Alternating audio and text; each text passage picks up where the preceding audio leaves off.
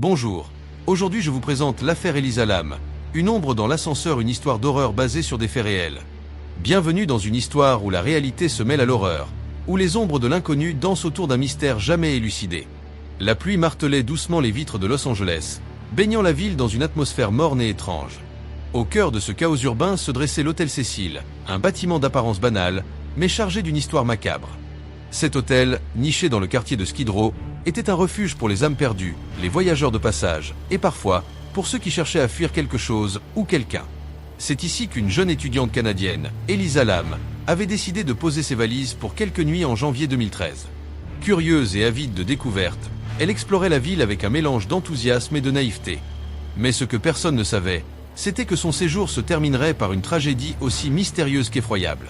Un soir, les caméras de surveillance de l'hôtel captèrent un moment d'une étrangeté glaçante. Elisa, seule dans un ascenseur, semblait jouer un étrange jeu avec une présence invisible. Ses gestes désordonnés, ses regards furtifs vers le couloir, et sa manière de se cacher contre les murs racontaient une histoire que les mots ne pouvaient saisir. Qui regardait-elle?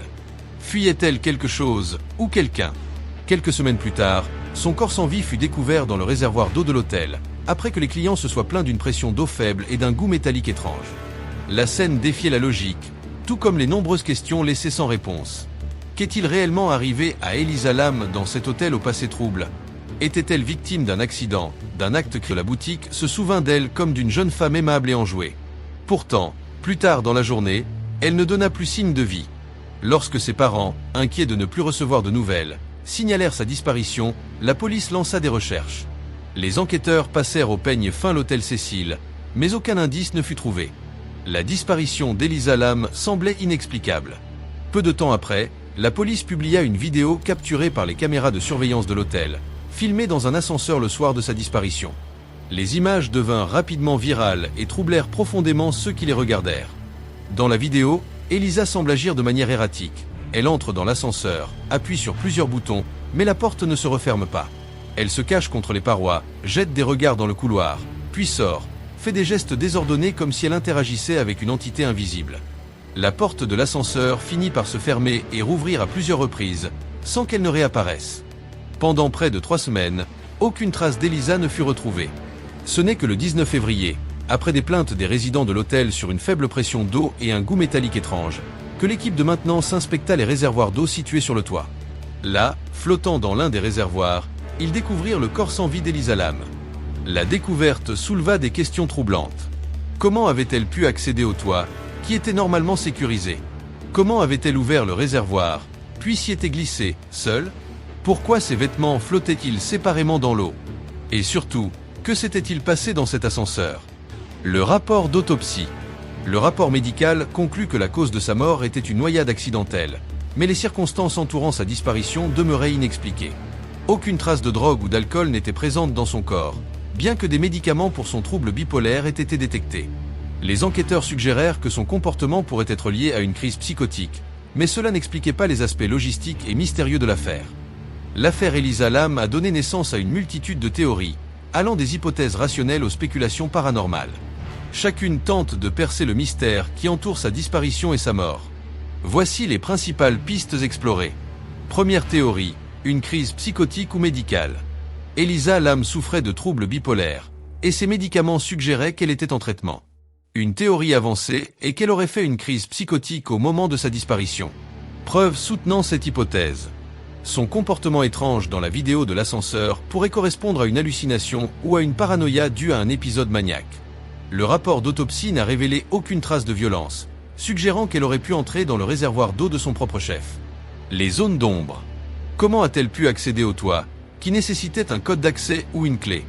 Le poids et le couvercle du réservoir rendaient difficile l'ouverture et l'entrée seule, ce qui rend cette théorie incomplète.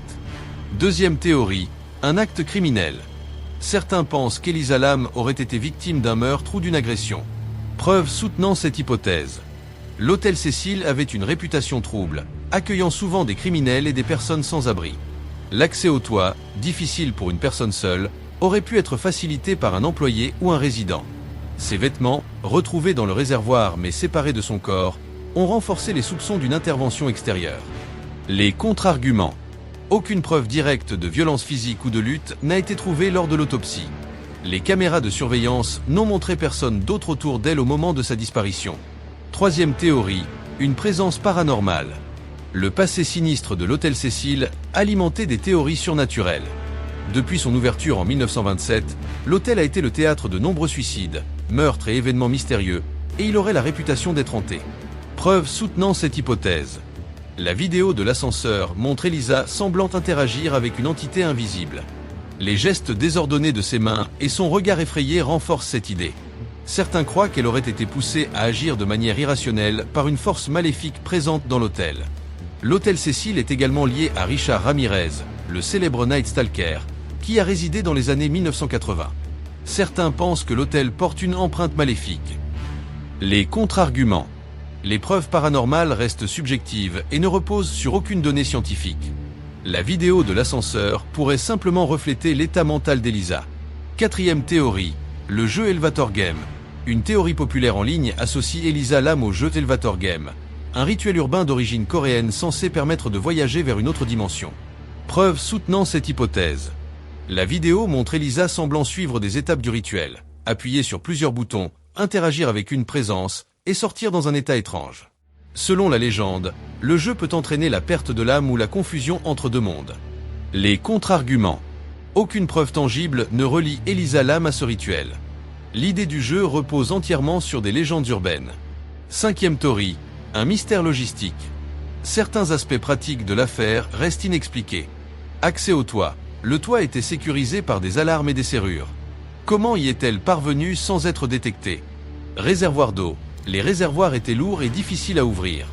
Même si elle avait réussi à entrer, refermer le couvercle après coup aurait été quasi impossible seul. Cependant, connaissons-nous vraiment l'hôtel Cecil? L'hôtel Cecil, situé en plein cœur de Los Angeles, au bord du quartier de Skid Row, est bien plus qu'un simple bâtiment historique. Depuis son ouverture en 1927, cet hôtel est devenu synonyme de tragédie, de mystère et d'événements surnaturels. Chargé d'un passé sombre, il est souvent qualifié de lieu maudit, un aimant pour les drames humains et les esprits tourmentés. À ses débuts, l'hôtel Cecil était un établissement haut de gamme, conçu pour attirer une clientèle aisée en plein essor économique des années 1920. Avec ses 19 étages, ses chambres luxueuses et son emplacement central, il représentait le symbole d'un Los Angeles en pleine expansion.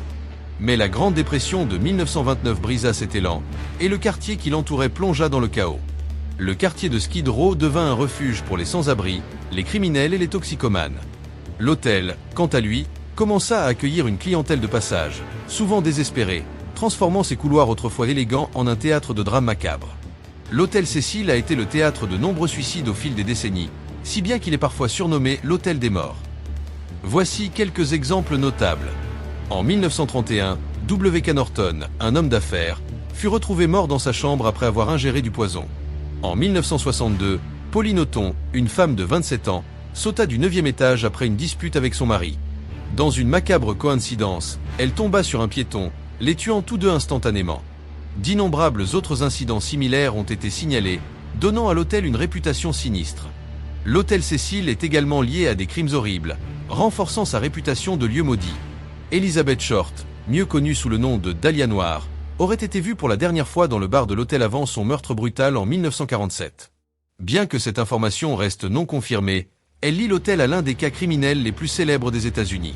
Richard Ramirez, surnommé le Night Stalker, un tueur en série notoire, résida à l'hôtel Cecil dans les années 1980.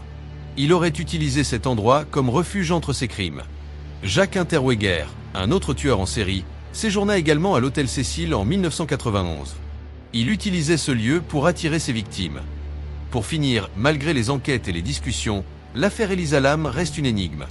Les éléments matériels ne coïncidant pas avec les hypothèses rationnelles, et les théories paranormales, bien que captivantes, ne peuvent être prouvées. L'hôtel Cecil, quant à lui, continue de fasciner et de terrifier. Aujourd'hui, les visiteurs et les curieux affluent pour observer l'endroit où ce mystère a pris vie, se demandant si l'ombre d'Elisa Lam y réside encore. Et vous, qu'en pensez-vous de cette histoire? Donnez-nous votre avis en commentaire.